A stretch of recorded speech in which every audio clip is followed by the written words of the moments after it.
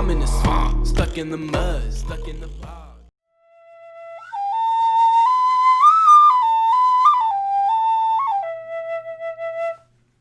Hello.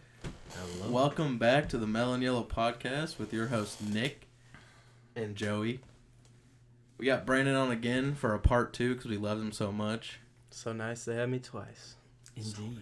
So nice. Well, for myself personally, I felt it was a kind of get to know you. There was a lot of just Oh yeah, So I'm interested in jumping into some actual conversation with you. That's not so pointed, not so I don't know. Yeah, and man, what's cool is like when that first time after that, and now that we're here, I feel like I've known you guys for much longer. I mean, I've known Nick for a very long time, but you specifically. Yeah, absolutely. I immediately connected with your stuff and as well as him. So I'm looking forward to discussing a few things. So first of all, you brought us some instruments to share this evening, and I particularly enjoyed the flute. It's a Native American flute. I appreciate that. Yeah, and it's tuned to the key of E, if anyone's wondering. For all you music nerds. Yeah. And then the next one, this is a... Yeah, so just jump in. Tell us what you got. Yeah, this is a percussive frog. I used it on my song Swamped. You'll definitely hear it. Ooh. We down by the creek. Yeah, it's pretty nice. And then my bluegrass guys will know what this is. This is a jaw harp, aka a Jew harp. Sounds like this. I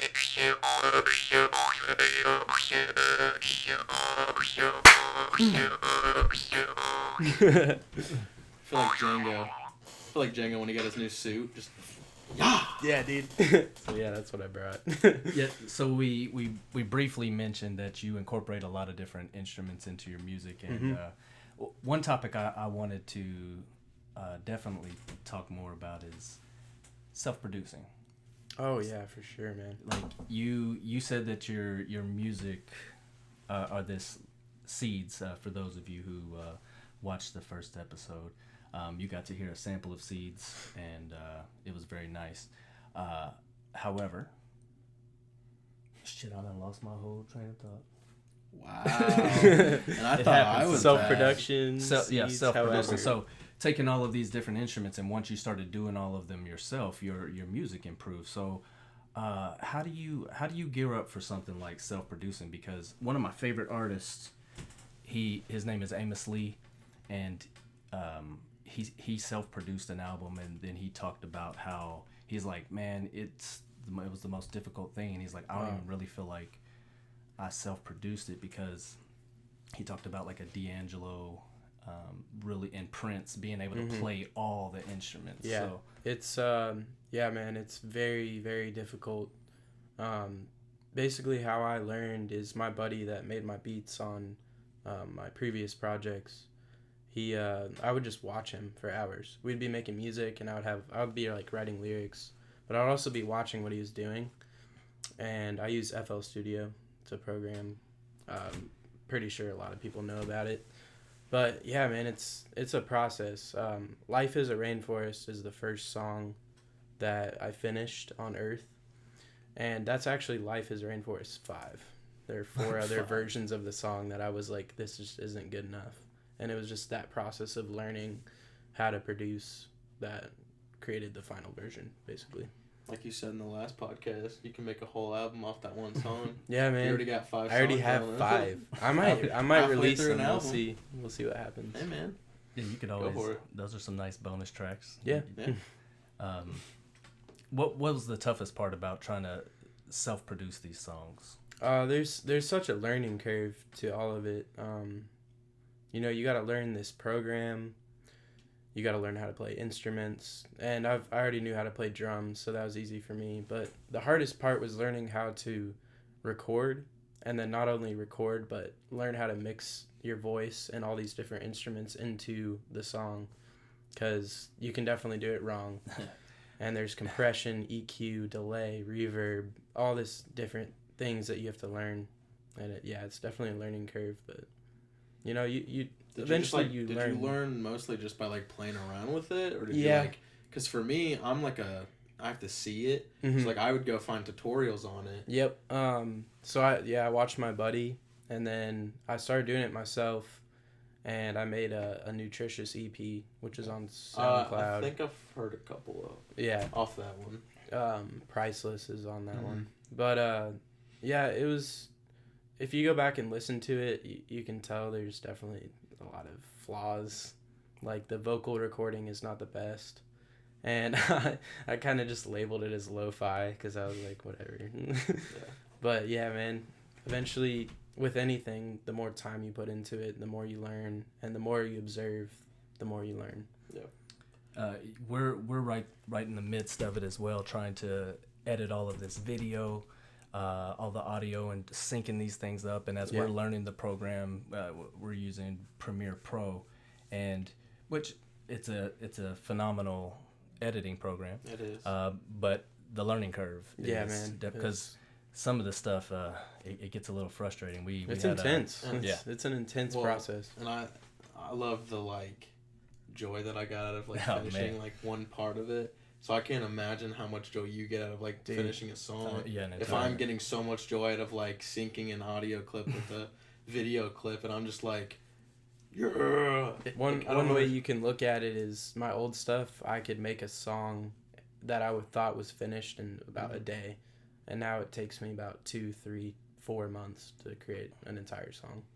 So what did you change? Like what was the biggest change in that from like The biggest change, 4 days to a month? Or I mean a day. To a month? self-producing, because I wasn't making the beats.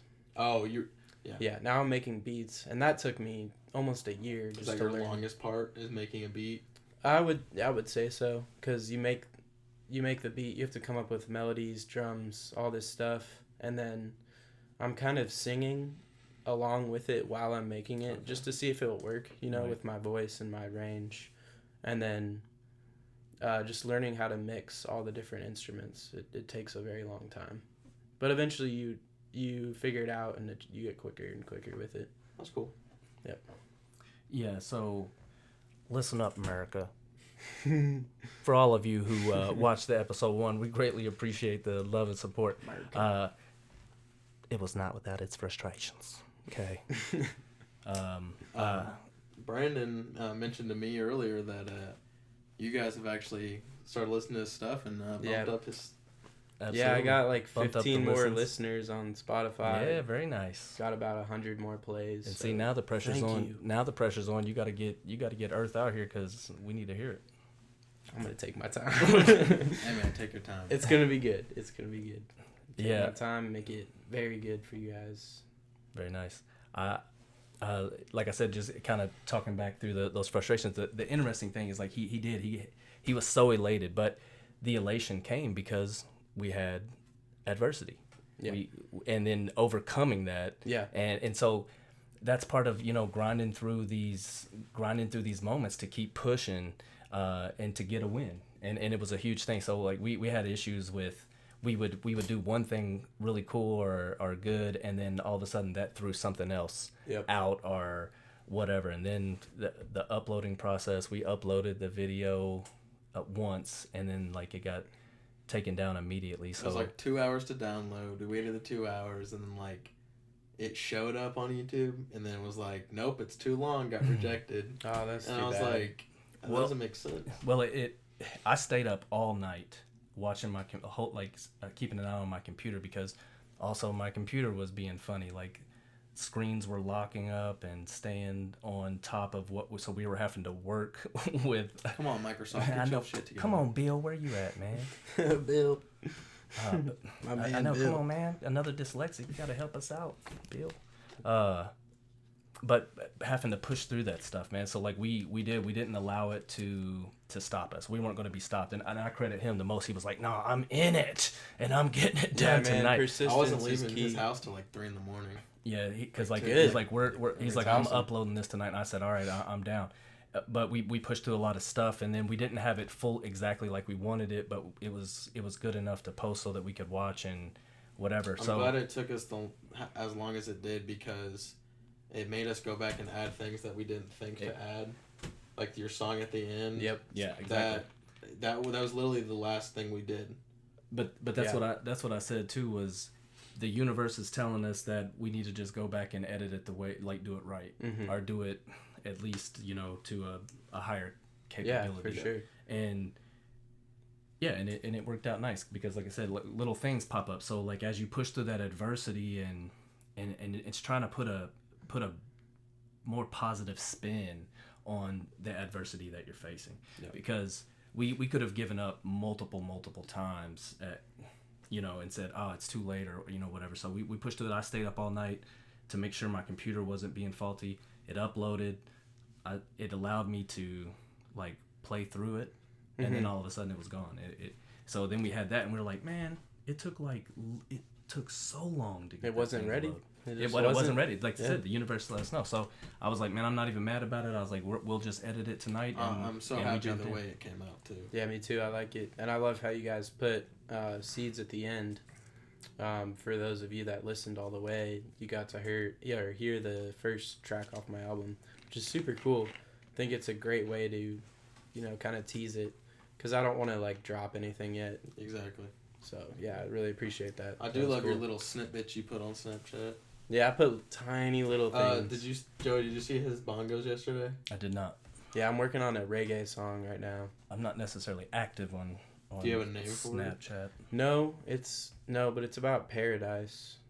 So maybe I'll call it Paradise. I'm not sure Sorry, yet. are you just getting the beat down right now? Yep. Yeah, I have the chorus in my head, and then I'm working on the beat right now. And I'm going to have my cousin Seth, he's got a fretless bass, and he's going to play some fretless on it. Nice. It's going to sound real nice. Yeah. You going to add some steel drums? Yes, actually. You have to. Nice. Yeah, dude. Heather, I'm trying to find some. Heather loves the steel drums. Dude, it's a great instrument. She says... Did you take it in school? Because I know we had a class for it. No, I wish I did. I really wish I did too. Yeah, it looked fun. I was just like, nah. That's how I was, man. Like, I was just trying to get through school. Exactly. I wasn't thinking about anything else. Mm-hmm. Do you know what synesthesia is? Synesthesia? No.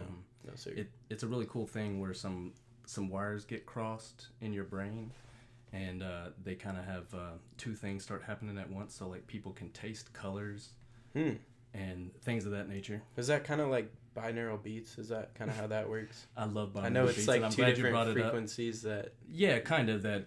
Yeah. Make one thing happen. So yeah, a beautiful analogy actually, and I love binaural beats, and we should talk about that as well. You listen to it on our YouTube channel. Do you make binaural beats? No, but I've actually thought... We're making binaural beats, so get ready, America. I've actually thought about having a binaural beat and a song. Yeah, I That'd have be kind of cool as well. Yeah, because then it gives you this feeling of whatever whatever you want it to do, whatever frequency you choose. What was I talking about for binaural beats? Because now all I'm thinking about is binaural beats. Something taste. Synesthesia. Taste Thank you. and colors. It's not going to be the last time that I forget where I was at. Yeah, man, you're blowing it. Whatever, dude. I'm killing it right now. You're running on like 5 hours of sleep, right? Exactly. Yeah, man. We can't blame you. I just got off work. Hey, man, we on that grind. No, but the synesthesia is really cool because like these things get crossed. Like people taste colors and things like that. It's a common example. So Heather, she has a little bit of synesthesia, and it's interesting because we were talking about that today with another friend of ours at work. He has synesthesia as well, but Heather's synesthesia is right now I only know of two. One of them is anytime she hears Mexican music, she tastes salsa. Oh, that's awesome. That's what I said. I was like, that's hilarious. But then she literally gets salsa taste in her mouth. I was like, it's this way of like really, I think, reinforcing a memory. But because the other thing is the steel drums. When she hears steel drums, she says she feels like she's on an island, like in paradise, because she literally feels the wind blowing across her skin. What the heck? And, that's nuts, man. It is. Like she physically feels it. Physically, and she just it takes her. That's She's in paradise for real, and I was like, it is quite amazing. That is really cool. So now back to binaural beats. See how I stayed? I remembered. Good job. Worked really hard. I'm proud of you. That would be the binaural beats thing would be kind of cool because like there's some like songs like I think one of Queen songs has like something like that where like they switch right and left ears. Yeah. So then like they're going back and forth. But like I feel like it'd be kind of the same thing, but like, I mean, I can't explain how you feel when you listen to those, but I know. Here's a music lesson for you guys. When you have a sound that's to the left or to the right, it's called panning in music. Panning? Cool. Pan. The more Steel you know. pan. Oh. Pan the steel pan. There's an instrument that I kind of want to buy. It's like this big metal drum thing. Is it a shoot, I was literally just watching a video. Like you hit it about with that. your thumb and like. Yeah. It's got like steel. It's called a steel tongue. Yeah. I believe. Those they things have are those dope. at the children's Yeah, museum. those are cool. Like it's so. It's a very like uplifting instrument. Yeah. Mm-hmm. I just love the look of it too.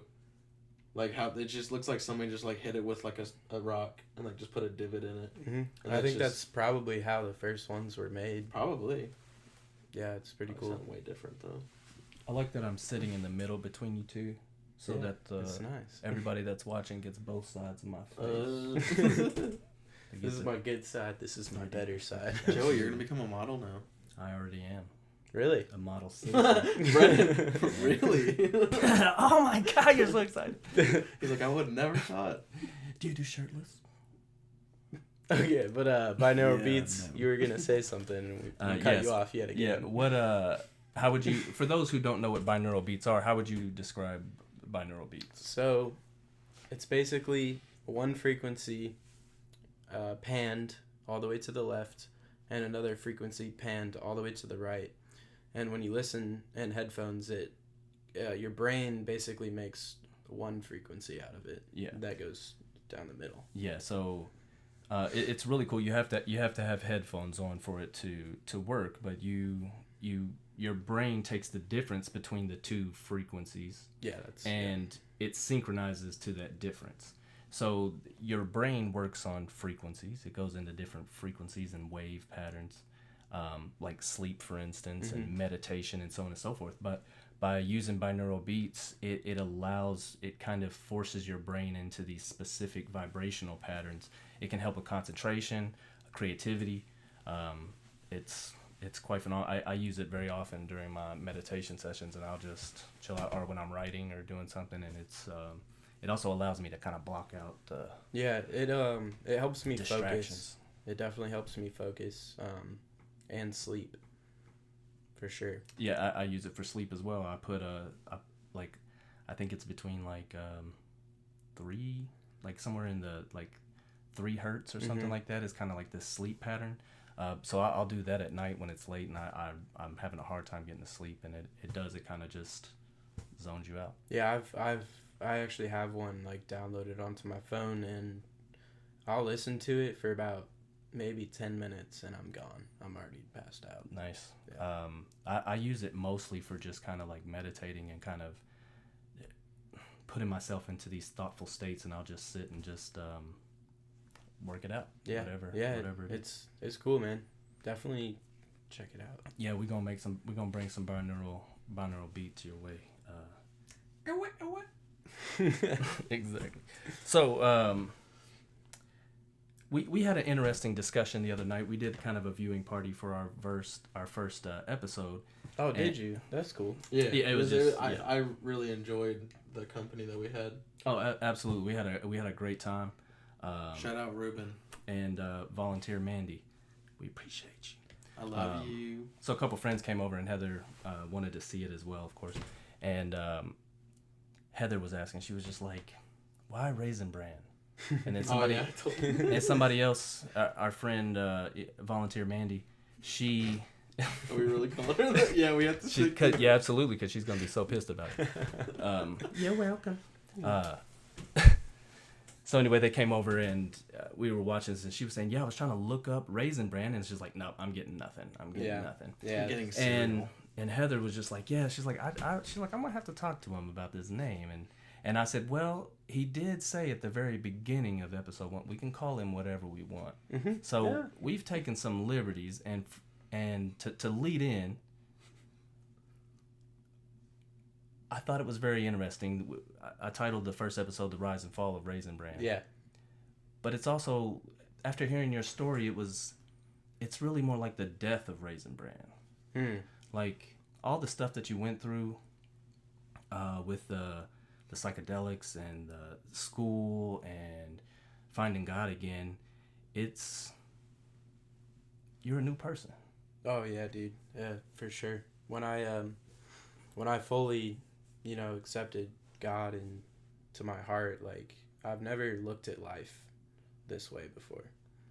And yeah, there are hardships and issues that I still struggle with, but my outlook on life has become almost twice, if not thrice, as more positive as it was before. Yeah. Like it's crazy, man. Like that's honestly the best way I can describe, like having a true relationship with God is that you see things differently. You see things for how they are. And yeah, Raisinbran. My name's Raisinbran because my name's Brandon, and I try to be good for people. And Raisinbran's like a decent cereal. So yeah, well, with all the sugar on it. Heather was flexing her creative mind, and she came up with brand new. Yeah, that's what Nick was telling me. K-N-E-W. I like it, but I'm not gonna change it. I'm All not right. gonna change my name. Understood. I respect that. Indeed. Do you, man? However, I do appreciate the evolution. Yeah, for sure. For sure. Um, I'm Raisinbran Crunch now. Crunch. Like crunch and yeah, dude. Or with chronic. like, I'm Raisinbran Crunch. Raisinbran Crunch. Oh, you gave me that side. I meant it. no, Alright, it's just Mr. Raisinbran. Or I could be Raisinbran with the bananas. Have you guys ever had that? They have like dried bananas. That's a Yeah, thing now. Yeah. Yeah, I don't haven't seen eat that. Raisin Bran. Is it good with bananas? I don't eat Raisinbran. I haven't eaten Raisin Bran since That's I was cannibalism. Since I was a kid. Oh my god, I hate that. Hey man, Dad you should try it. I don't really eat cereal, honestly. I'm always making eggs, bacon. Nice. I make a lot of bacon. Bacon's delicious. Thanks, When was bacon. the last time you made bacon? This morning. Really? Thank you very much. Bowie. Mm-hmm. Nice. Bacon brings you closer to God. It does. I believe that because Why your is heart's going to explode and you'll be seeing them real soon. Exactly. I was gonna say why would it bring you closer? Heart explosion. We were just discussing, like that kind of rise and fall thing, and you mentioned that you had to go to like a mental hospital for a little bit. So, that being institutionalized has a very negative stigma in today's society, and I didn't know if you had anything to share about that aspect of. I mean, there's not much to say. I was it just really like a stress center? Yeah, I was only there for, I think it was 2 nights, maybe just a night, but I was on a lot of different drugs, and I was in a very dark place, and ran away from home, and then next thing I know, like 9 cops just surrounded me as I'm walking through the streets of Westfield, and they're like, hey, you gotta come with us, and I'm like, all right. I was super chill, and then they brought me to that hospital because I guess I was talking about suicide, and they were just kind of worried. And I just sat on the hospital bed. There's people like scratching themselves and just making weird noises in the other rooms. And then this lady like came and talked to me and gave me an Uncrustable. That's really all there is to it. Was it cold? It was lukewarm. A lukewarm Uncrustable. Oh, she definitely just pulled it out of a drawer and just went, there you go. It was probably the best Uncrustable I've ever had. This is It's so the good. best one. Yeah. Strawberry grape. Yeah, but I remember after that, like, my dad gave me probably the biggest hug I've ever had. Very nice. Yeah. That's interesting. Yeah, I'm glad you shared that, man. Yeah, Yeah. for sure. I'll share anything. You'll learn that about me. Yeah, I'm That's an what I open like book about too. you, is how open you are. Yeah, you You've can always ask me been- anything, and I'll tell you what's going on. For sure. I love that, and I hope to be able to develop that in my sons as well, and that's why I'm open the way that I'm open, and the